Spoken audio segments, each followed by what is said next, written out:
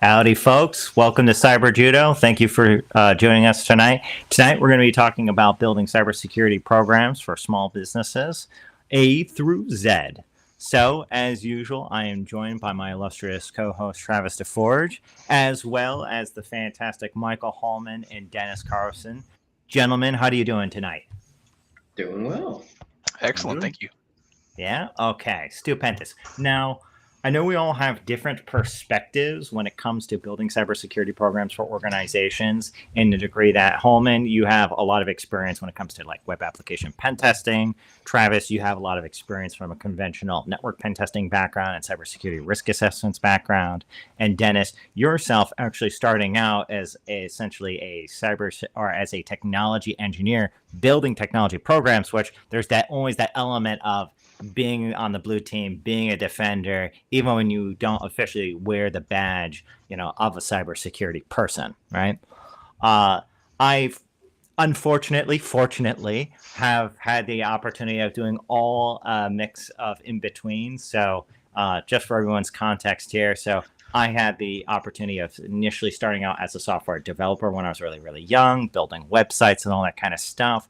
I always said, I'd really hate being a network administrator because subnetting seems really, really complex. And so one of my first real jobs in the industry was, of course, being a network administrator.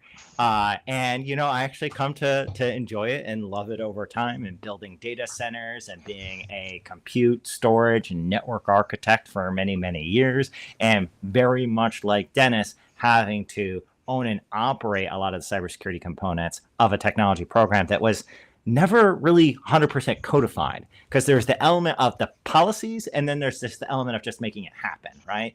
They're both really important, right? But I think we can all agree that there's a little bit of you can have a policy, but if you're not actually doing anything about it, it's just ink on paper, right? And so usually a lot of organizations kind of start from that initial perspective of they're informally just owning and doing cybersecurity elements. They're trying to do their best for like securing various configurations across network infrastructure, across their workstations, across their servers, across things like their Office 365 environment, but they haven't really yet codified a cybersecurity program, right? Obviously, over time, I matriculated through my career in the cybersecurity, and then more formally helping organizations build their cybersecurity programs right after I did pen testing, setting them all on fire first, right? It was a perfect way to learn about building cybersecurity programs, because you get to dissect it from the inside out of what practically works from a policy standpoint, and also why the policies, the procedures, and the standards really need to follow through to the technical configurations, the administrative enforcement, physical security controls, and the evidence of a cybersecurity program. Otherwise, malicious actors can essentially start penetrating through your lack of a defense in-depth architecture there. So that being said, Travis, your perspective is fairly unique in the fact that you've done a lot of cybersecurity risk assessments for firms and organizations. Yeah. You've seen them from a lot of different sizes. So I think we've had the opportunity working together for organizations that are like 5 individuals, right, who are in like the financial services space, and then some that are a bit larger, like thousands of individuals in a manufacturing space. So I just wanted to get a little bit of the your thought process of what are some of the unique challenges that you've seen small businesses and medium-sized businesses face compared to larger enterprises when it comes to cybersecurity? Yeah, the scope is really the tricky thing, right? Because a lot of security products, they're not one size fits all, no matter how much their marketing makes it seem that way. For really large organizations that have multi-million-dollar monthly, Azure spends, the sky's the limit. You can have your Insight IDR, you can have this, you can have that, you can have all these different things. For a small business where the resources are perhaps more constrained, maybe the security team is one person, and that's an additional duty that he's got on top of all the IT work.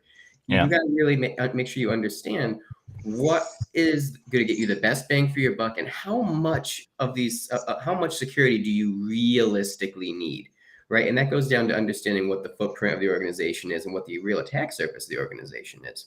Yeah. It may make a lot of really good sense to use something like Intune and have a managed endpoint system and all that all funnel into a SIEM. It might make good sense. But in different circumstances, it might not necessarily give you the insight that you're looking for, or even make the insight actionable. So what I see a lot of times is that you'll organizations, especially smaller ones, will end up sort of mirroring what a lot of the larger organizations do in terms of like licensing and looking at different products and things. And I wonder if a part of that is that there's really not that I've ever seen any like cybersecurity training designed for a small business, right? All the training that's out there, all the courses I've ever seen, gives you the perspective of, this is what you do when you have unlimited resources.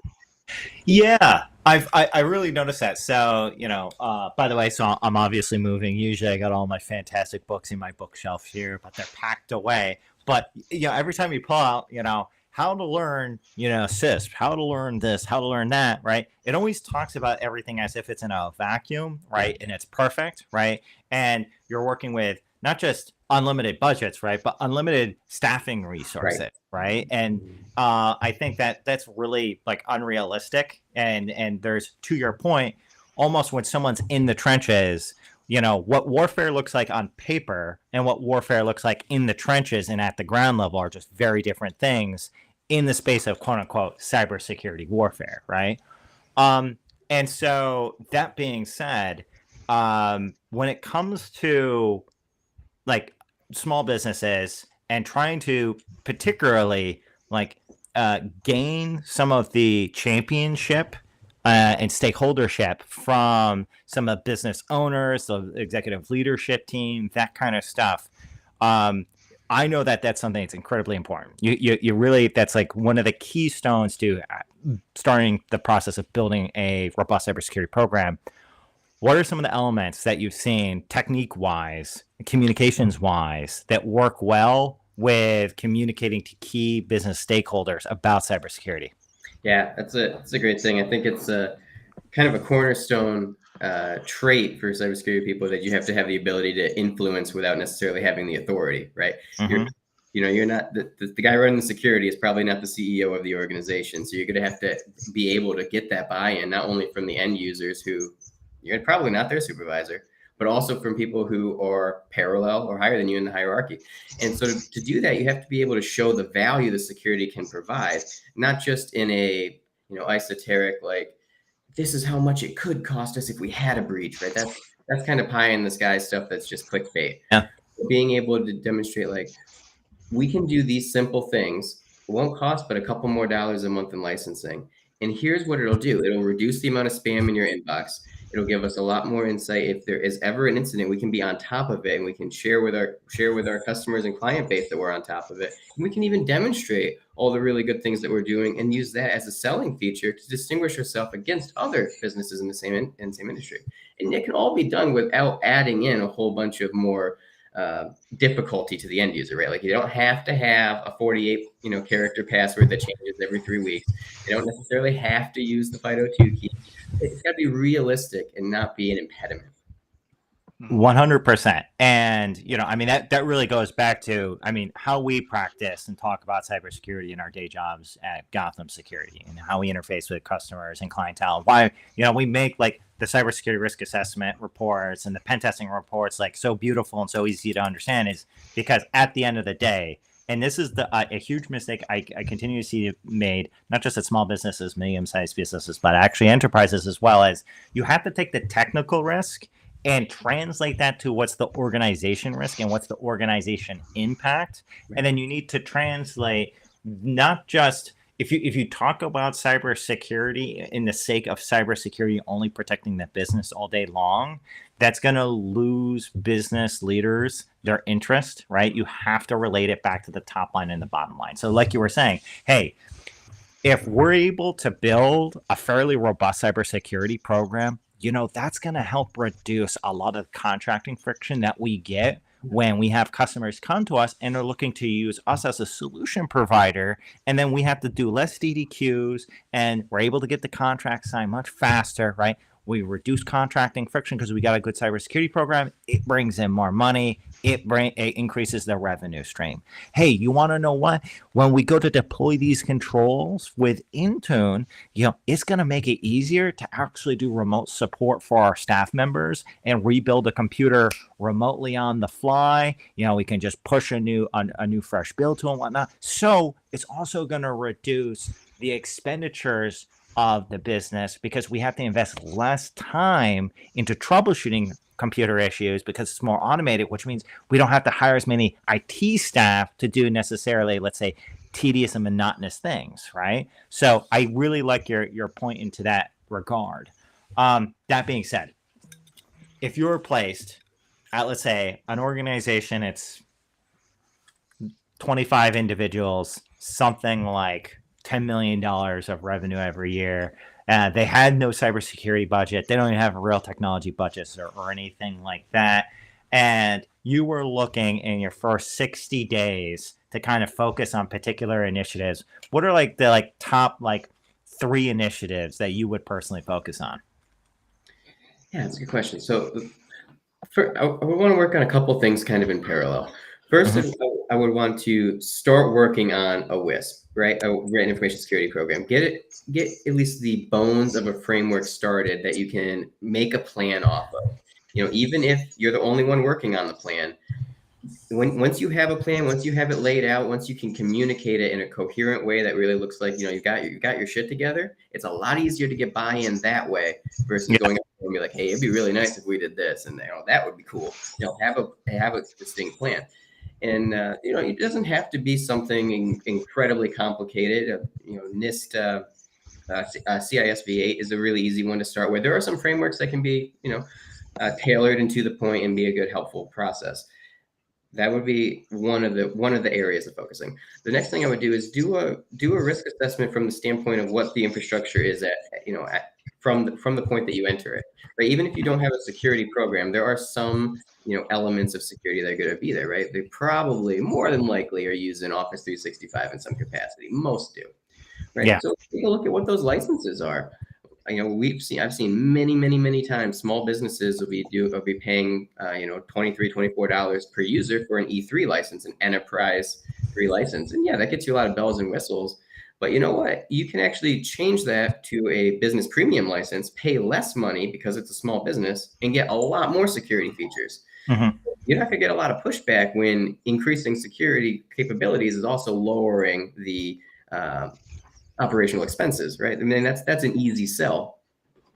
So there are a lot of those things where you might be able to make an impact right away with what you've already got in place. Like that, the Office 365 is a great example. You can take a look at what anti-phishing policies are already there. Get what you already have configured as best you can first before going and branching out into filling the gaps, because you might be able to fill a gap in a more creative way before spending more money on it. Very good.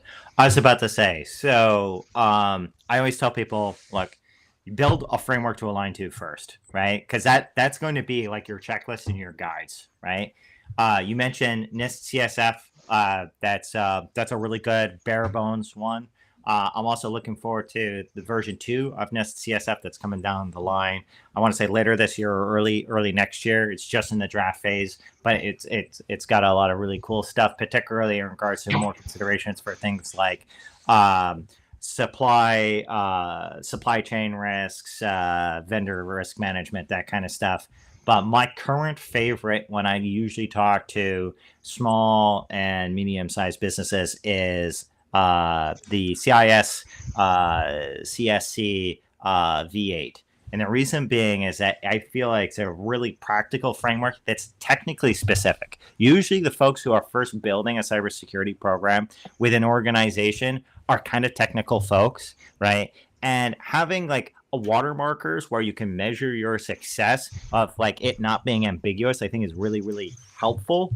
And on top of that, what's really interesting is that CIS, with their control framework, they have what are called implementation groups, right? So you have implementation group level 1, 2, and 3. So you can progressively increase your maturity level. So rather than it's a framework that says, oh, you need to be perfect all at once, right?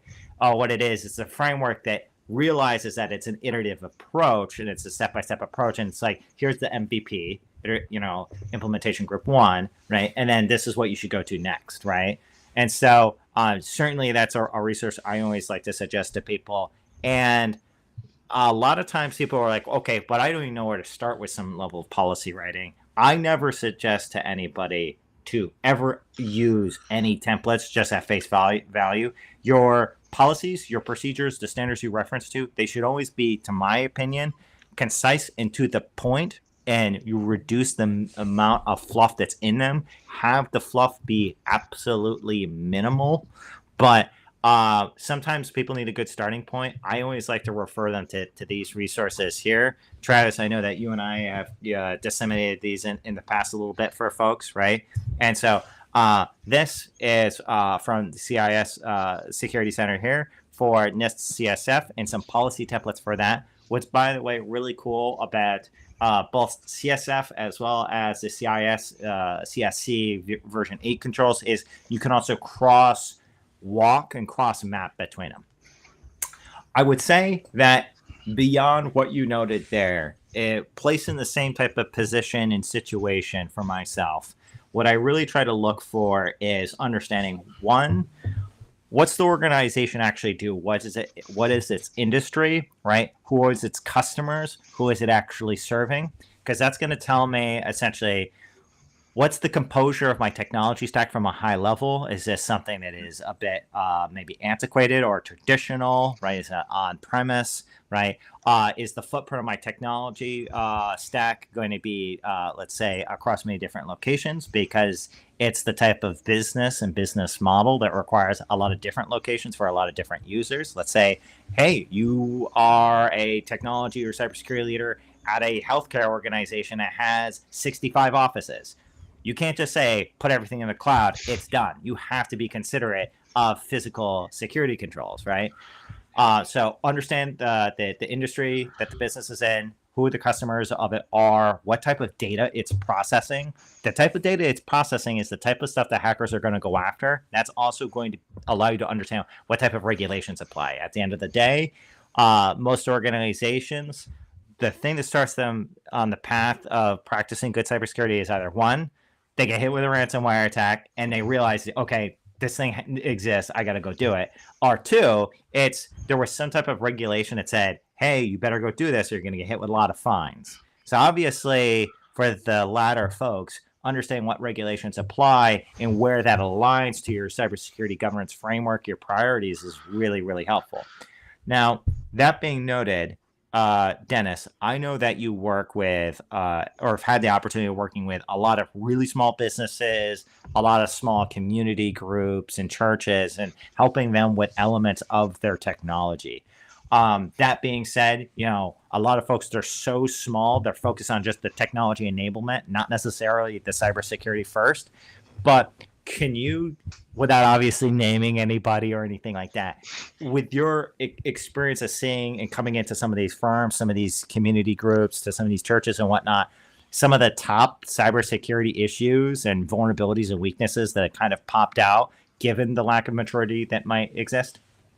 Yes. So very commonly, if I had to pick something out of the air, so I'm going to say firewall issues low on the list, mostly because if they're, depending on the size of the business, they may be using a small, basic home office kind of firewall that blocks a bunch of stuff by default. It's not going to be the best thing in the world. It's going to be okay. I would say the biggest thing that comes up, and you'll probably agree with me here, is securing the workstations. No, none of the workstations are ever secured on small businesses. They're just never. Everything has the same password. They all have the generic user account. Everything is saved to Chrome. There's nothing. There's no sort of control there. Yeah. That is probably the one that I would say I come across the most, is that the workstations are not secured. Network sort of issues and stuff like that, like the stuff that you'll find for some of the more moderate to large size businesses, like the automated network scanners, those probably become more applicable as size goes on, just because the small businesses, they don't do a whole lot. Some of them don't have, a lot of them if you're small enough, don't have servers. You know, you don't have any sort of self-hosted systems. It's all cloud-based. And so what you'll find is those network scans, you know, they may pick up like maybe an SMB share, but it's not going to be anything crazy. I would say physical security of the workstation, and then antivirus solutions are probably the best one, because they don't have a lot of incident response software or anything on there. So the lack of centralized antivirus as a fundamental item, the amount of times that I've seen that, that has made me roll my eyes so hard that my contacts have fallen out. That being said, one of the things that a lot of organizations don't realize is that these practical tips and all that kind of stuff, when it comes to the fundamentals like the workstations, basic security of network equipment, and that kind of stuff, you know, the CISA has a lot of fantastic resources. I really like their Stop Ransomware guides and resources, because they actually take it and talking about ransomware and ransomware prevention tips, but then tie it back to the cybersecurity program fundamentals, right? Like, rather than just patching the issue, talking about just the symptoms, right? Or the surface level items associated with ransomware attacks, they really get back to the root causes. Well, it's because you don't have a defined strategy for managing your assets. That's why, you know? You don't have a defined strategy, you know, for incident response. You need to build an incident response policy. You have to be cognizant. That's why, you know.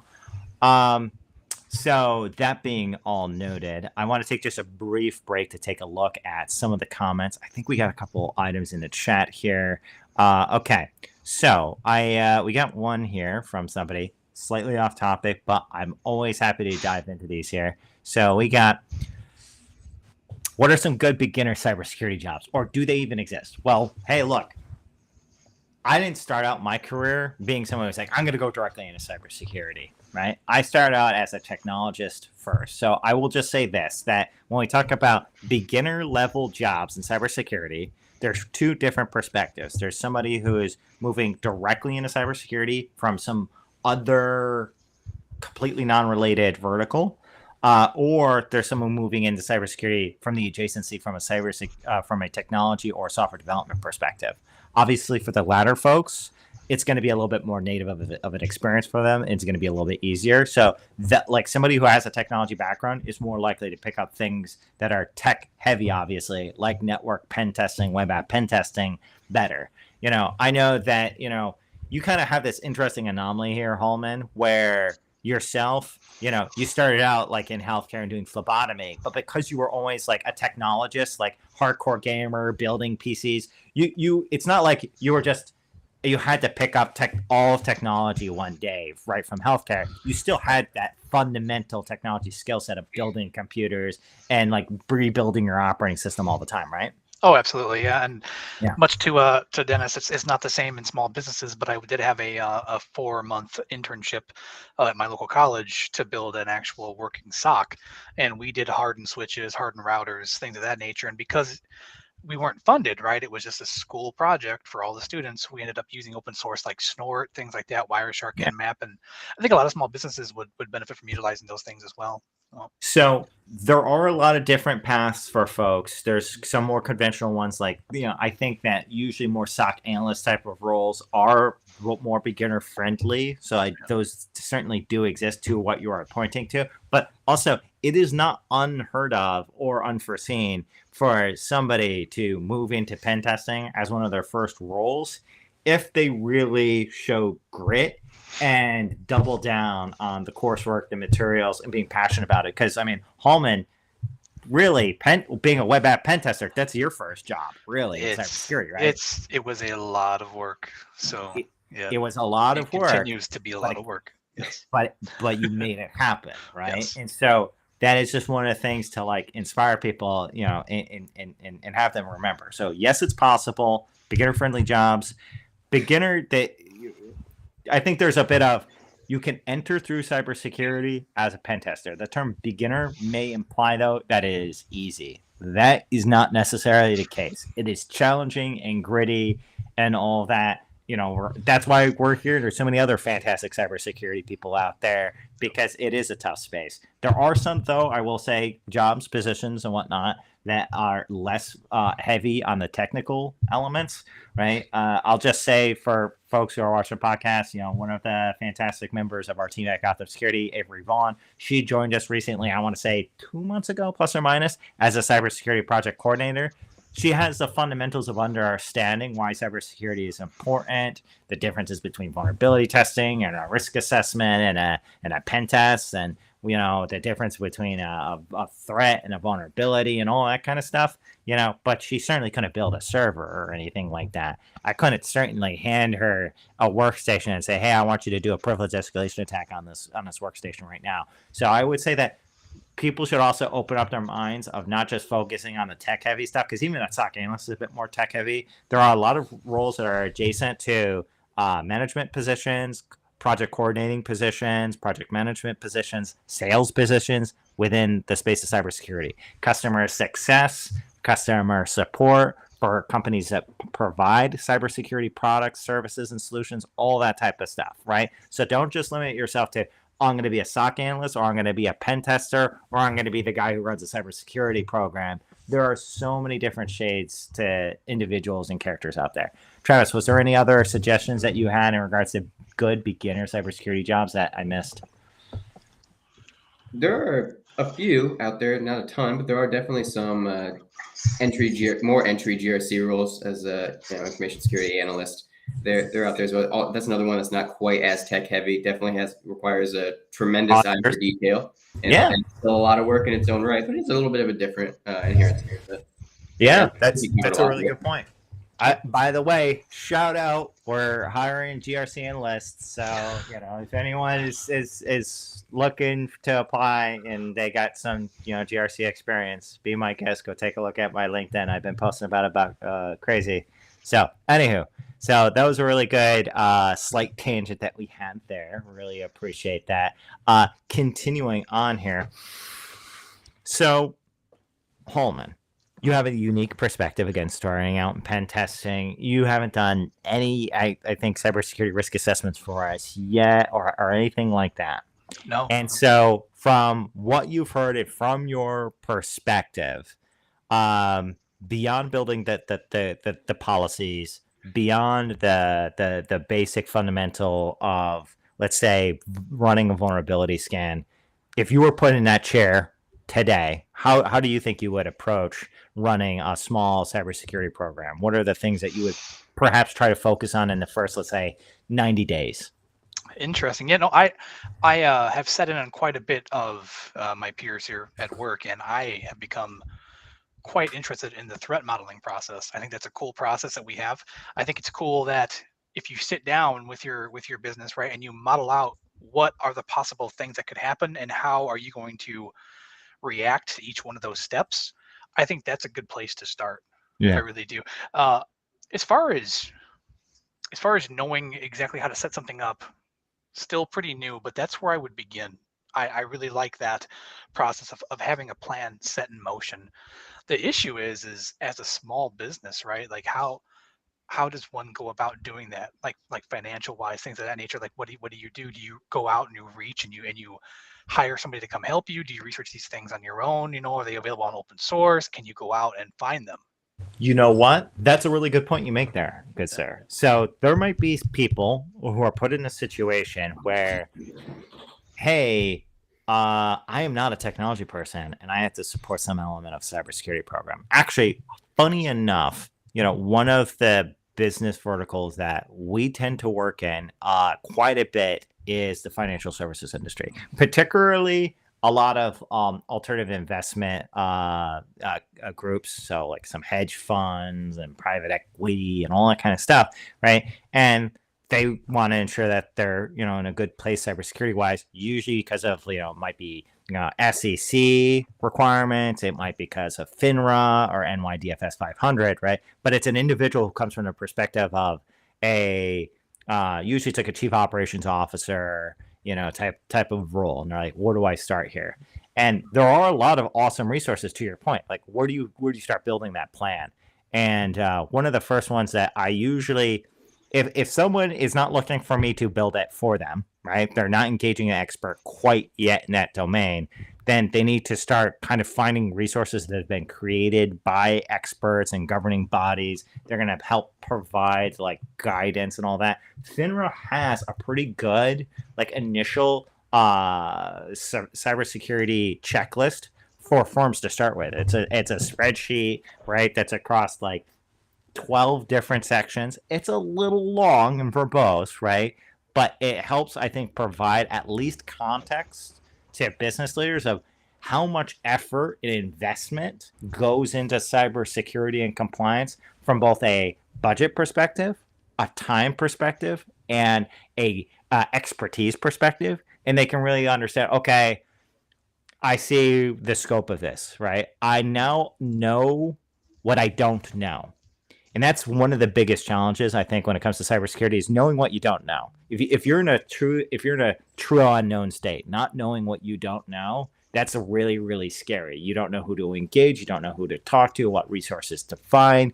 You might stumble across a fantastic podcast like this, right? But it's a very scary place. And so I think that this is a really, again, helpful resource that allows somebody to start to identify the specific items of what they don't know, and then have respect for the process of either learning it themselves and rolling up their sleeves and doing it and making it happen, which awesome for them, or two, in trying to engage a cybersecurity provider who can best be a good partner and supporting them with helping them build policies and procedures or conducting vulnerability scans or pen tests and all that kind of stuff. So I really liked your point about like, hey, you got to start from an initial point of a plan there in that regard.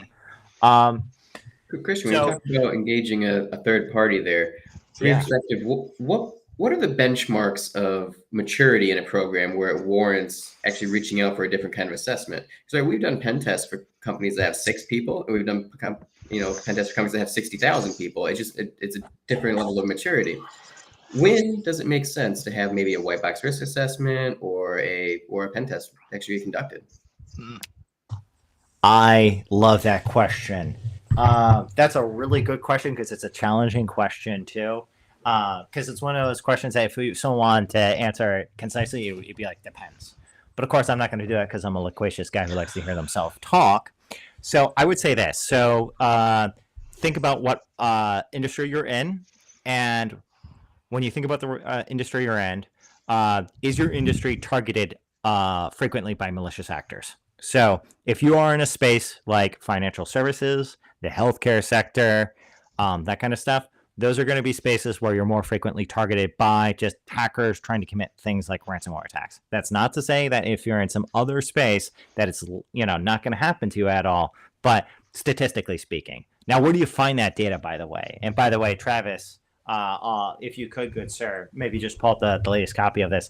I would always say the Verizon data breach investigations report, they release one every single year. They're just released in 2023, and it goes through, by the way, industry by industry, right? Which ones get attacked the most frequently? What are the types of attacks that occur against them? That kind of stuff, right? Like one of the things I didn't realize, the huge spike in business email compromise attacks, BEC attacks, huge one right now. Most organizations are not quite familiar with it as yet. Because it's not like hit the mainstream, I think, lingo with folks who are not in cybersecurity. But nonetheless, so what industry are you in? Is this an industry that's highly targeted? Right. 2, what type of regulations apply to your organization or to your firm? And then 3, what type of customers do you have? And are they asking you to demonstrate your cybersecurity posture? Right.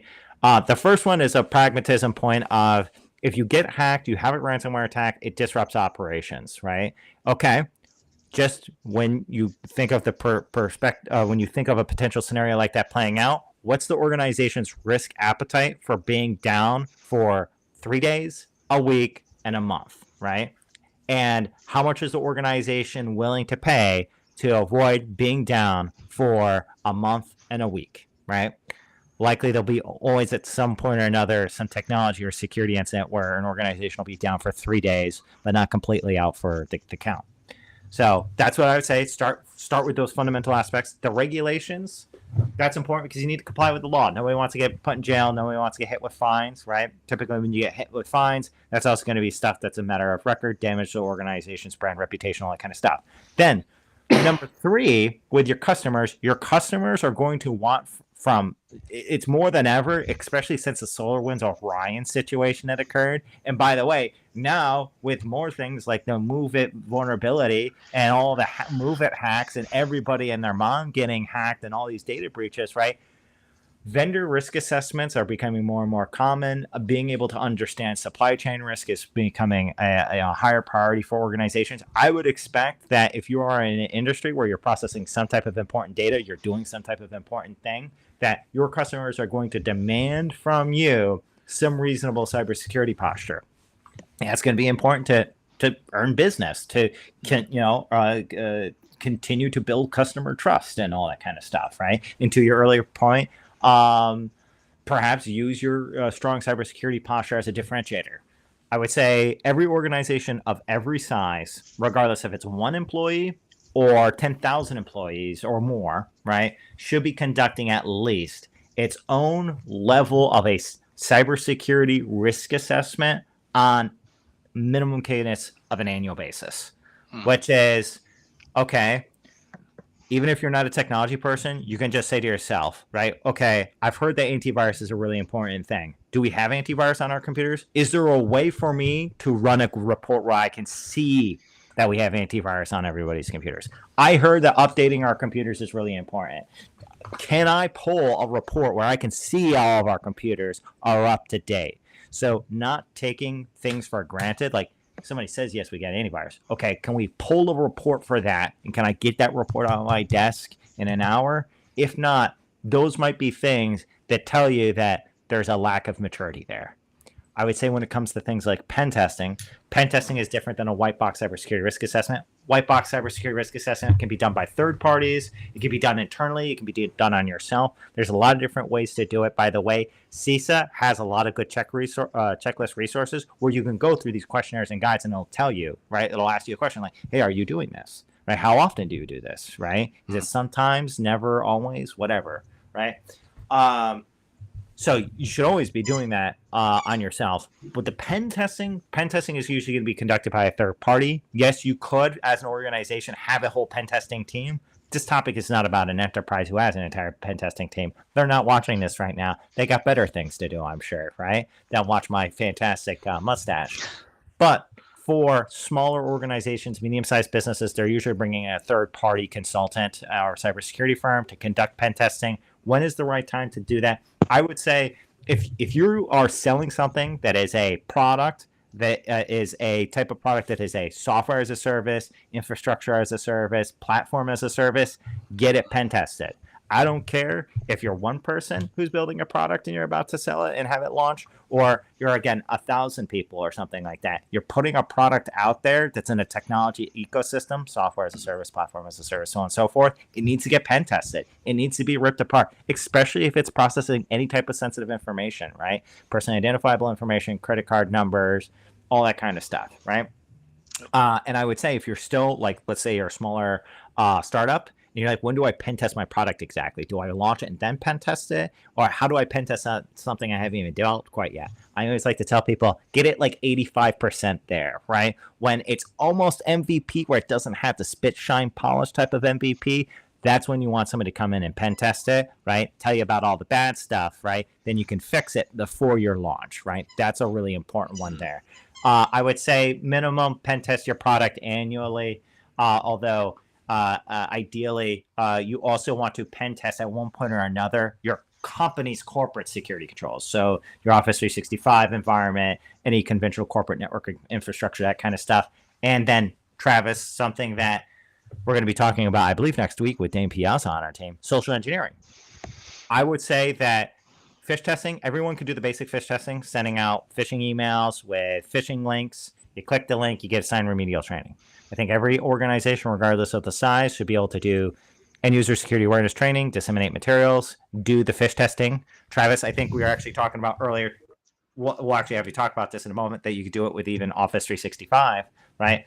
But also, the social engineering goes beyond that, because you're not just sending a phishing email and someone clicks it or not, right? But what you're actually doing is you're trying to steal a staff member's credentials, right? And break into their Office 365 or Google account, bypass MFA, get access to their workstation. So it's like a pen test. But rather than focus on technical vulnerabilities and weaknesses, it's on that human element. I think that should be done annually, regardless, again, of an organization's size. So I think those three elements are the most really important ones. And I know that kind of sounds like a toughie, but you could, a smaller firm, a smaller organization can really get all that kind of stuff done within easily something like $20,000. But you want to know what? What if you don't have that? I know. If you don't have any of that, did you know, folks, that this CISA has resources out there? They can actually do vulnerability scans for folks. Yeah, it's really, really neat. They can help do vulnerability scans. They can help do risk assessments. You can reach out to them and all that. So even if you're not ready to engage a third-party company or provider like us at Gotham Security or someone else, right? CISA still has a lot of great materials out there for folks. So that was a really good question there, Travis. By the way, Travis, on the phishing. So why don't you talk a little bit about the phishing and what can be done with that the Office 365 environment? Yeah, definitely. And if it's really important that you bring that up, because if you look at those Verizon reports, you can go back as far as you want to, and there's a couple common themes. One of them is almost half of all data breaches is small businesses. And usually more than half of all of them stem from some degree of social engineering, right? So yeah, one of the things that we were talking about with a client earlier is trying to get as many of the different aspects of your security program in one place, right? Yeah. Keep it simple and leverage things that are in one ecosystem. When you've only got one, maybe two people who are going to be able to work on it, having shit everywhere is going to be really hard, right? Yeah. You got to look at this SIM, and you've got this EDR, and you've got this firewall over here, and you got to log into this down there, and you're using KnowBe4 over here. It becomes a lot to manage and keep track of. So one of the things that small businesses can do, if they get the business premium license, which is what we generally recommend for all small businesses in Office 365, because that gives you the advanced threat protection for email security. You'll be able to do like impersonation controls. You'll be able to do anti-phishing policies, anti-spam policies, all those things, lots of features. There is actually a very cheap add-on to, that you can get. I think it's $5 per user per month, and it gives you access to Microsoft's version of essentially like a KnowBe4, where you're able to do phishing simulations and actually a lot of different TTPs, which are pretty cool across your organization. Like you can do traditional phishing emails to send them to a portal. You can pick what portal you want it to look like. You can set the message custom, or you can use their templates. You can even do a little bit more unique ones that a lot of people haven't heard of, like malicious OAuth connectors. That's one of the built-in templates that they have, and it's the same price, right?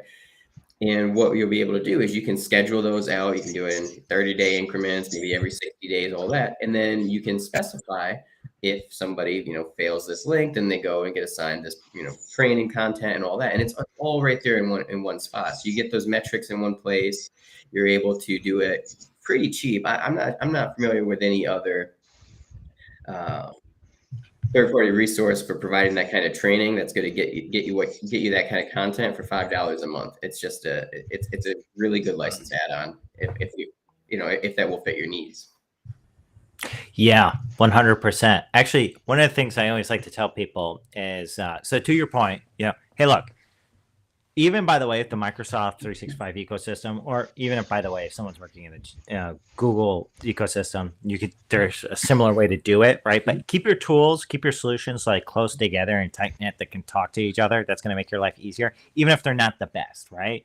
I think if you always shoot for perfect and try to get the best solution all of the time, that's going to be the enemy of doing a fairly decent job or good enough right now, right? Because cybersecurity is an iterative process. You're not going to have a perfect cybersecurity program when you're an initial small business starting out in the first year, 2 year, probably even 3 years, right? So shoot for something that's just pretty good, right? And that'll work, right?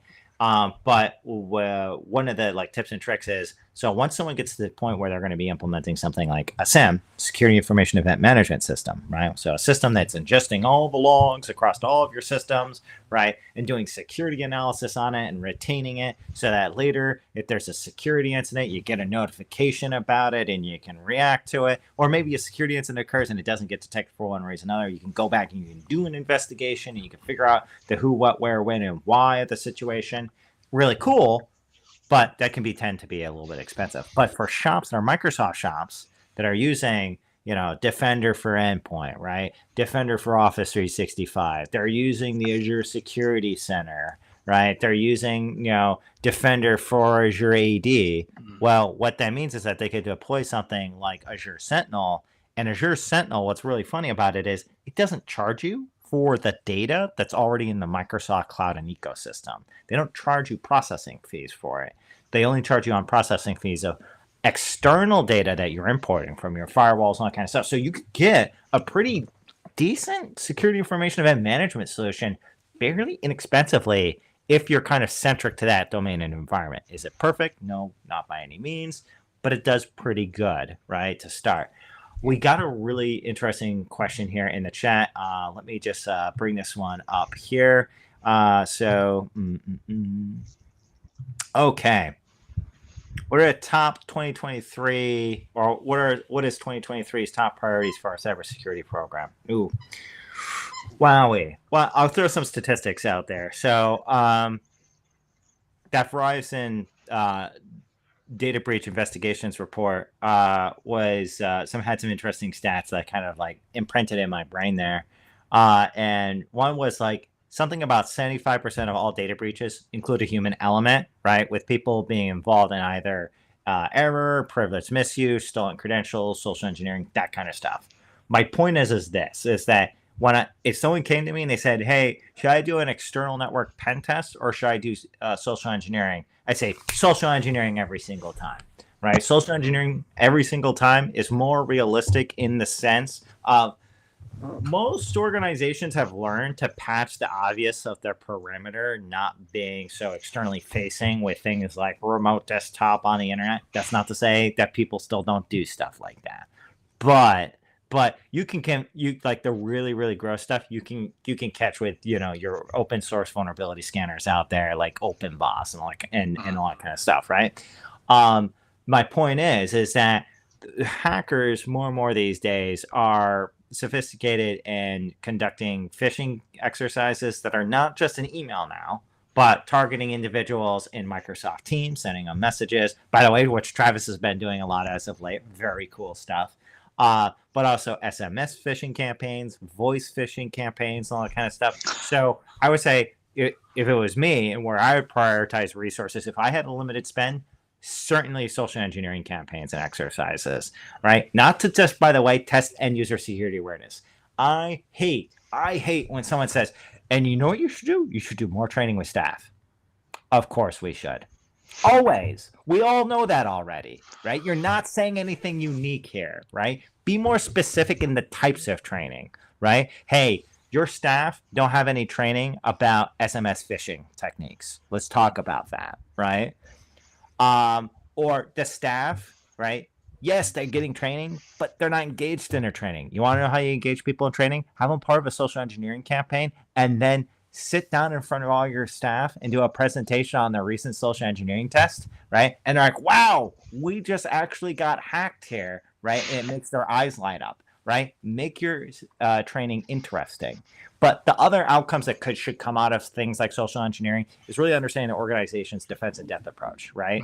So the other statistic that really sat in my mind is business email compromise attacks, right, have almost doubled, right, in like the last year when it comes to social engineering. And right now, the median amount from a business email compromise attack has increased in the last couple of years up to about $50,000 a pop, right? Yep. Okay, so when you do social engineering, you should get into people's email accounts, right? Or the vendor gets into the email accounts of staff members, and it should test your defense in depth architecture? Were you able to detect somebody being compromised? Were you able to respond to somebody being compromised? Did you actually kick the tires on your incident response program in containing the malicious actor or whomever is emulating a malicious actor? So I would say that that's a top priority in my book. If I was going to put like a real emphasis and focus in a particular area. Dennis, I'd like to hear what would be your 2023 top priority for a cybersecurity program? Goodness. Well, I think it has to go back to if I think about it from what's most common, what's most prevalently seen. I think a lot of it is getting some of the basics down, depending on okay. It depends on the size of the business. If it's a small business, they should definitely focus on getting the basics down. I think that is a prevalent issue that exists across all or a lot of small businesses, and I don't think it's a uniquely 2023 issue. I think it's something that they should probably focus on as a whole. For medium to large size businesses for the year 2023, I would agree that the obvious stuff is on a downtrend. In some cases, it's getting easier to pick up on the obvious misconfigurations. It's getting harder to focus on some of the more specialized nuances of certain configurations. It's a hard question to answer. So it's a wide net there. So, Yeah. So no worries about that. So Sure. You know what? For the sake of putting people on the spot, I was about to kick it over to you, Hallman. How would you approach it? It's interesting enough because we have talked about it the entire time in here, and we've avoided the smoking gun question, and I'm gonna lay it on you. So, and it's gonna be different for every business. You know, if it's a 15-man business running, you know, a little site, we love Cyber Judo buttons, or is it a 15-person business starting a physician's office, right? So my question that I'm going to pose back to you is, when should a startup business, SMB, be worried about what I believe is on a downward trend, cybersecurity insurance for ransomware, which we've talked about, for SolarWinds, which we've brought up, for MoveIt, which we've brought up? At what point in time should a small business concern themselves with that? Oh, wowie. That's a toughie. Yeah. So, I would say, I have the opportunity, again, of working with a lot of organizations that have smaller operational budgets. They may be managing some set of assets under management and whatnot, like hedge funds, that kind of stuff. And sometimes I encounter some who have cybersecurity insurance, and that's fantastic. And sometimes I encounter some that don't. And I'm like, wowie. So I consider like cybersecurity insurance almost as a fundamental component of an organization. I would say that if you're running a business and you're at the juncture where you're probably making more than, let's say, $1 million or $2 million in revenue, you should be seeking to have cybersecurity insurance bundled in alongside your what we call E&O insurance, like errors and omissions, and your umbrella insurance and all that kind of stuff. I think the biggest benefit that somebody's going to get out of it is that you're going to have, I think, a tough time if you're a small business who is providing some level of services to any customers who have any regulatory requirements or anything like that. You're going to have a difficult time getting your foot in the door and maintaining those relationships. So, you know, even if, let's say, you know, your firm is a marketing firm, right? You're going to have a really difficult time providing marketing services to an organization like, you know, the folks behind Coca-Cola, you know, and all that kind of stuff, because they're going to be looking for that as a prerequisite requirement, even if you're doing marketing or graphics design or something like that has really not much relevancy to what their own security posture is. So I would say if you're going to be providing services to larger customers who are in regulatory spaces, get your cybersecurity insurance fairly soon. I would say don't wait any greater than $2 million of revenue to get that into place. It's certainly worth the investment. That cybersecurity insurance, by the way, pro tip for anybody, when you go to get it, they're going to ask you what your cybersecurity program looks like. They're going to ask you, do you have policies and procedures? Do you have antivirus? Do you have an incident response plan?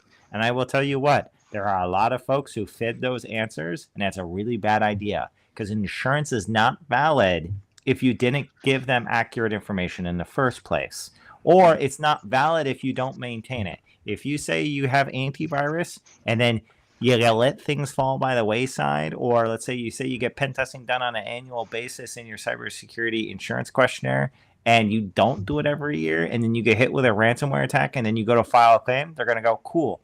Can you, what are your last reports on this? Have you been doing this? You've been doing your due diligence? And they're insurance companies. So they're going to find, if you're not doing your job, they're going to find it, and they're not going to pay it. So that's a good question. I like that. To answer what you asked me initially was, of course, the incident response plan would be what I brought up earlier with the threat modeling hand in hand. I would say that for me, it would be an incident response plan. That way you know how to deal with everything, for sure. I love that. That is, you know what? If there was a first document that anyone ever creates, it's an incident response plan. By the way, incident response plan doesn't have to be really complex, guys. It could be a one-pager to start. Now, it's not necessarily a fantastic incident response plan, but it's okay, how do we detect an incident?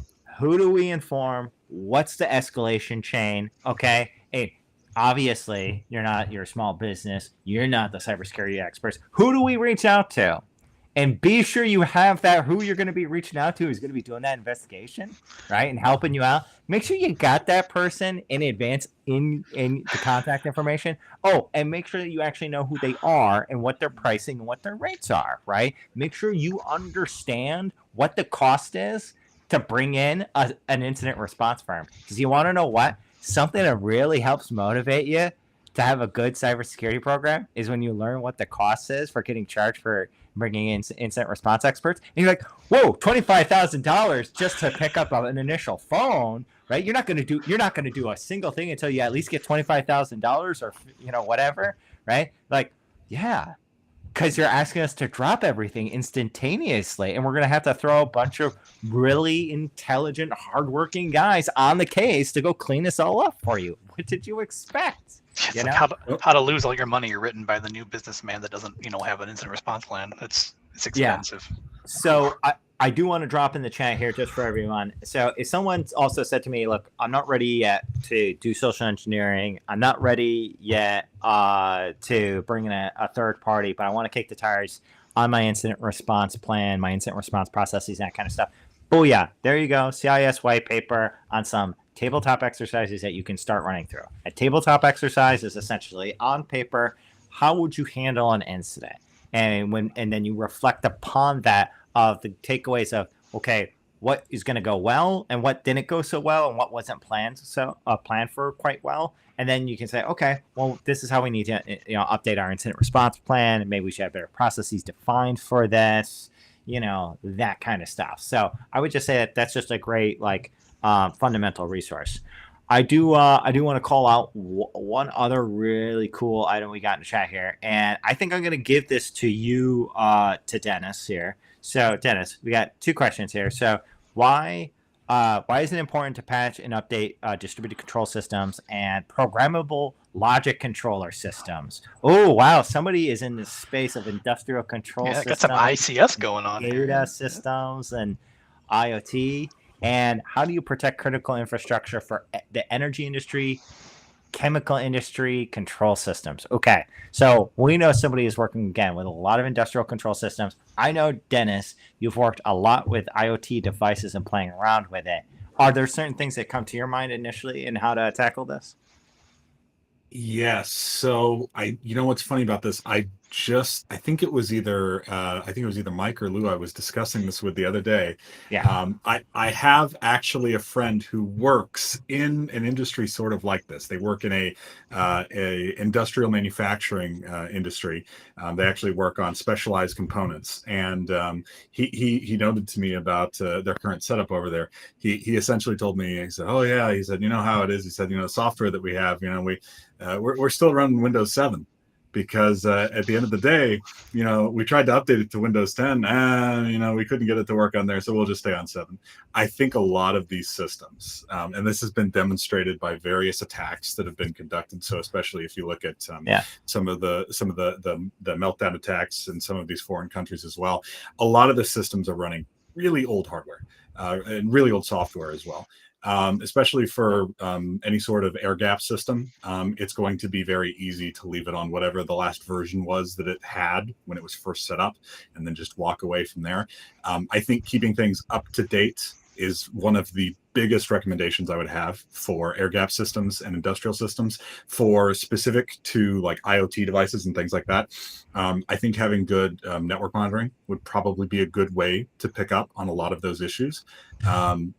Christian, you had something you want to say? So there's a lot of ancient industrial control systems that you can't update or anything that you're forced to use. Sometimes they can't be air gapped and whatnot. To your point, the network monitoring is a huge one. Make sure that you have a sophisticated set of network sensors across your infrastructure that can detect things like command and control traffic and various indicators of compromise on the internal network.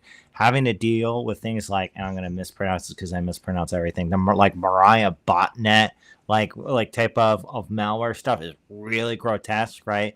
And honestly, you should be able to detect that type of command and control infrastructure going outbound from your network if you have a fairly sophisticated and modern network security setup.